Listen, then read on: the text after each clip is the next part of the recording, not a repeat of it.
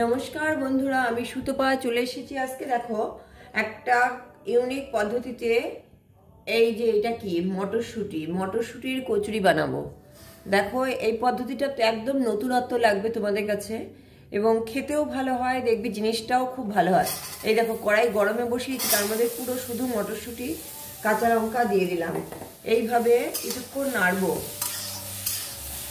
নাড়বো প্রায় minute 10 minute হবে, 6-7 minute অন্তত নাড়বো এটাকে। কিছুই দেবো না এর মধ্যে, শুধু এটাকে নেড়ে নেব। এইভাবে বানালে দেখবে মটরশুঁটির যে একটা স্মেল বেরোয় কচুরি দিয়ে, সেইটা পুরোটা থাকবে, একটুও কমবে না। আর নর্মাল আমরা তো পুর বানিয়ে তো করি, এইটা অন্যরকম। দেখো একটুখানি এইভাবে একটু বানিয়ে দেখো, পুরো স্মেলটা যদি খেয়ে থাকতে কেউ পছন্দ করো, মটরশুঁটি পুরো স্মেলটা থাকুক, কোনো কিছু মেশানো ছাড়া, মশলা টশলা মেশানো ছাড়া, তারা এইভাবেই পছন্দ করবে। বানিয়ে দেখো একবার। এটা হতে হতে আমি ওদিকে ময়দা নিয়ে নিই, যাতে কচুরি বানাতে গেলে ময়দা মাখতে হবে। ময়দাটা একটু ভালো করে ময়াম দিতে হবে, ময়াম দিয়ে সেটাকে মাখতে হবে, সেটা নিয়ে নিই। এই মটরশুঁটি মোটামুটি হয়েই আসছে, আর একটু হবে।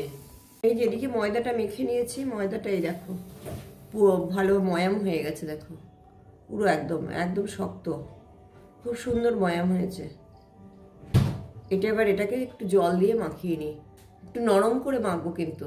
এই যে ময়দাটা ঠিক এরকম করে মেখে নিয়েছি আমি। নর্মাল ময়াম দেয় যেমন করে, একটু লবণ তেল দিয়ে এরকম করে মেখে দিয়েছি। ময়ামটা খুব ভালো করে দিয়েছি। এবার দেখো এটা হয়ে গেছে। এটাকে এবার মিক্সির জারের মধ্যে তুলে নিচ্ছি। এটাকে এবার পেস্ট করে নেব। পেস্ট করে ডাইরেক্ট সেটা দিয়ে সেইটাই হচ্ছে ইসের মধ্যে, ময়দার লেচির মধ্যে ভরে ভরে বানাবো। তোমাদের দেখাচ্ছি। এটা একেবারে মিক্সিতে করে নিয়ে এসে তোমাদের দেখাচ্ছি। এটার মধ্যে দেবো শুধু একটু লবণ, ওইগুলো নামিয়ে নিয়েছি সব, শুধু একটু লবণ দেবো, আর কিছু দেব না। লঙ্কা দিয়ে রেখেছি, মটরশুঁটি আছে, শুধু একটু লবণ দেবো, আর কিচ্ছু দেব না। আর ময়দাটা তো এই যে মাখিয়ে নিয়েছি, দেখো ময়দাটা খুব সুন্দর করে মাখা হয়েছে, কিন্তু একেবারে দারুণ সফট হয়েছে।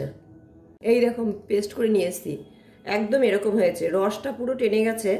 ওরকম করে ভাজার জন্য এতে কি হবে, মটরশুঁটির যে স্মেলটা সেটা পুরোটা থেকে যাবে। এবার এগুলো লেচির মধ্যে ভরে ভাজবো। এই দেখো এরকম লেচি কেটে নিয়েছি আমি, সবগুলো লেচি মোটামুটি কেটে নিয়েছি। এবার পুরটা ভরবো কি করে, আমি আবার পুরটাও একটু অন্যরকমভাবে ভরবো। এতে মটরশুঁটিগুলো একটু পাতলা হবে। এরকম দিয়ে এর মধ্যে পুরটা একটু বেশি করে দেব। পুরটা বেশি করে দিয়ে এতে না এগুলো একটু পাতলা হবে কচুরিগুলো, আর পাতলা হলে খেতে বেশ ভালো লাগে। বেশি মোটা মোটা হয়ে গেলে, এই দেখো কত সুন্দর হয়ে গেছে। চেপে চেপে পুরো করে দিচ্ছি, ফাটবেও না, ফাটার আগেই হয়ে যাচ্ছে। এরকম করে আমি বানিয়ে নিই কয়েকটা বানিয়ে নিয়ে একটুখানি প্রথমে বেলে নেব হালকা করে। বেললে এইটা লেচিটা পুরো সমানভাবে পড়বে। সমানভাবে পড়লে তার মধ্যে পুর দেব। পুরটাও বেশ খানিকটা দেব, বেশ খানিকটা পুর দেব। তারপরে চতুর্দিক থেকে তুলে এই যে মুখটা মেরে দেব।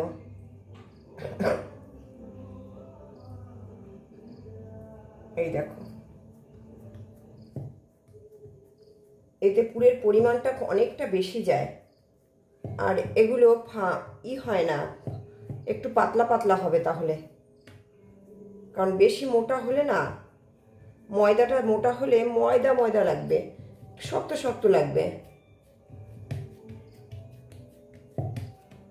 দেখো কত সুন্দর হয়ে গেছে, ফাটেও নি। দেখো বেশ কয়েকটা বানিয়ে নিই আগে আমি, তারপরে ভাজবো। কড়াইতে দিয়েছি, ভাজা শুরু করেছি আমি। এবার একটু লাল লাল করে ভেজে নেব।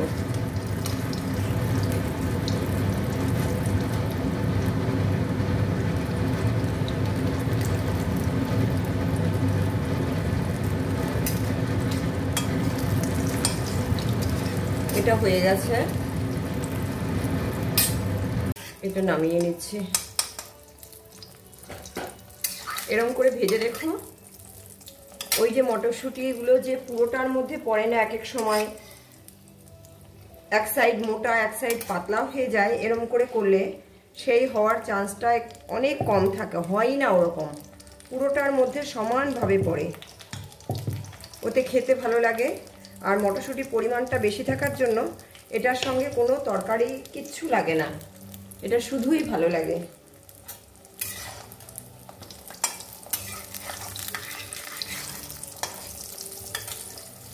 দেখো কত সুন্দর করে হয়ে যাচ্ছে। এই দেখো আমার ভাজা হয়ে গেছে। তবে এগুলো কিন্তু সবসময় একটু কম তেলে ভাজবে, ওই ডুবো তেলে ভাজবে না। ময়ামটা ভালো করে দিলে একটু কম তেলে ভাজবে, বেশ ভালো হয়। কিন্তু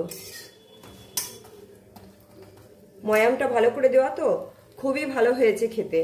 কেন বলছি, ওই দেখো কড়াইতে আমার একটা হচ্ছে, ওই দেখো কড়াইতে কিন্তু আমার কোনো তেল নেই, সেরকম অল্প তেল আছে। এইভাবেই হবে। এগুলো সমস্ত আমার কমপ্লিট।